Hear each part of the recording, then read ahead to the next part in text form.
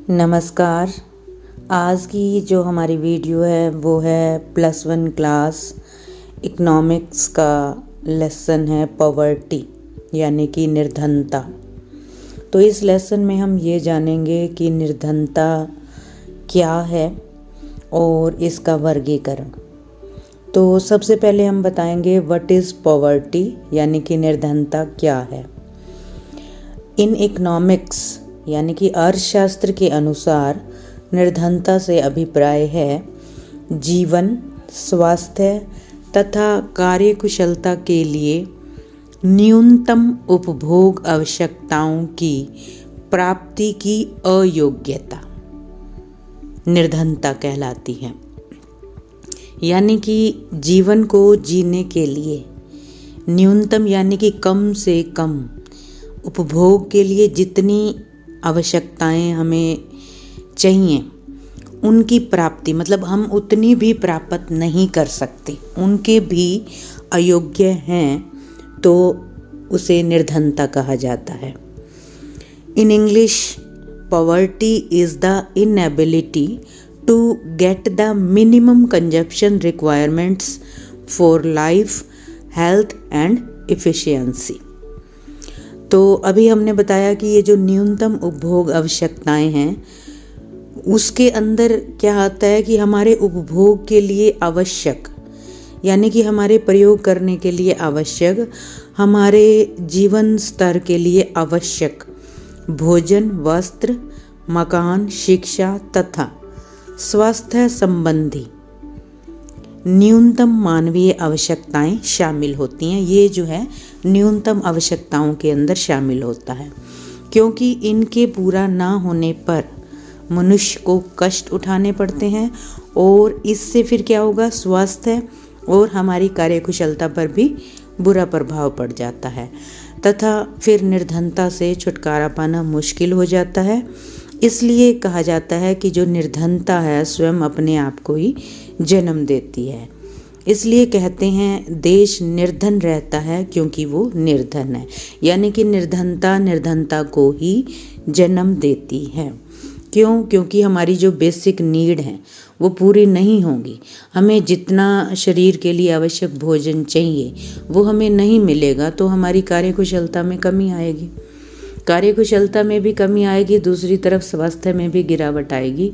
तो दिन प्रतिदिन जो है हम क्या होगा कि जो थोड़ी बहुत हम कमाते हैं वो भी हम जो है नहीं कमाने लायक रहेंगे, तो निर्धनता को ही जन्म देती है, इसलिए कहा जाता है।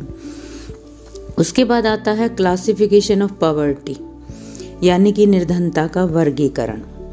तो इसमें सबसे पहला आता है चीरकालिक निर्धन। चीरकालिक यानी कि काफ़ी लंबे समय तक, जिन्हें हम always poor and usually poor भी कह सकते हैं। तो इसके अंदर अनियमित मजदूर और भिखारी आते हैं क्योंकि वो सदैव निर्धन ही बने रहते हैं। उसके बाद आता है चर्निंग पुअर या ओकेजनली पुअर। तो इसके अंदर आते हैं छोटे छोटे किसान जिनके पास भूमि बहुत ही कम होती है और मौसमी मजदूर यानी कि जिन्हें मौसम के अकॉर्डिंग ही काम मिलता है। क्योंकि ये अल्पकालिक निर्धन रहते हैं तो इन्हें हम अल्पकालीन निर्धन भी कह सकते हैं। उसके बाद थर्ड हमारा है नेवर पुअर यानी कि जो कभी भी गरीब नहीं होते। इसमें वो सभी व्यक्ति आ जाएंगे जो कभी निर्धन नहीं होते, इन्हें हम नॉन पुअर या फिर गैर निर्धन भी कहते हैं। उसके बाद निर्धनता के 2 तत्वों के बारे में जानेंगे। तो सबसे पहला उसमें है रिलेटिव पॉवर्टी यानी कि सापेक्ष निर्धनता। सापेक्ष निर्धनता से हमारा अभिप्राय है कि विभिन्न वर्ग जैसे अमीर वर्ग, गरीब वर्ग या फिर जाति से संबंधित वर्ग होते हैं, या प्रदेशों या फिर दूसरे देशों की तुलना में पाए जाने वाली जो निर्धनता है उसे सापेक्ष निर्धनता कहा जाता है। जिस देश या वर्ग के लोगों का जो जीवन निर्वाह का स्तर है वो नीचा होता है, वो उच्च निर्वाह स्तर के लोगों या फिर देश की तुलना में गरीब या फिर हम ये भी कह सकते हैं सापेक्ष रूप से निर्धन माने जाते हैं। तो इसकी जो व्याख्या है वो हम देश के अंदर आय में पाई जाने वाली असमानता के रूप में भी कर सकते हैं। सेकंड निर्धनता का तत्व है निरपेक्ष निर्धनता, एब्सोल्यूट पॉवर्टी।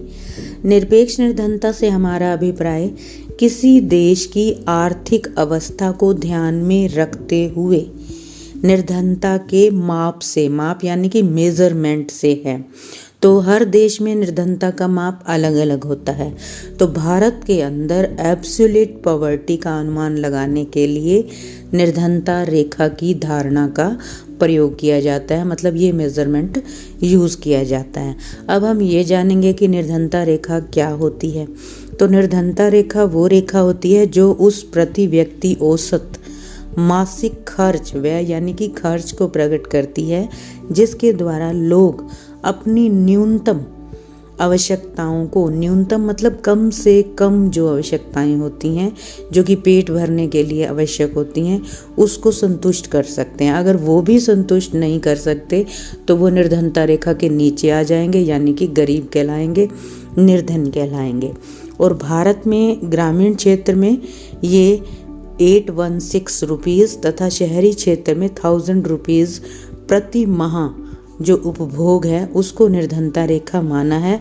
और जिन लोगों का प्रति माह उपभोग इससे भी कम होगा, जैसे ग्रामीण क्षेत्र का 816 रुपये और शहरी क्षेत्र में 1000 रुपये उपभोग को निर्धनता रेखा माना है, मतलब ये मेजरमेंट लिया है। और जिन लोगों का प्रति माह उपभोग इससे भी कम होगा उन्हें निर्धन माना जाता है। तो ये थे निर्धनता क्या है, उसका वर्गीकरण और उसके तत्व।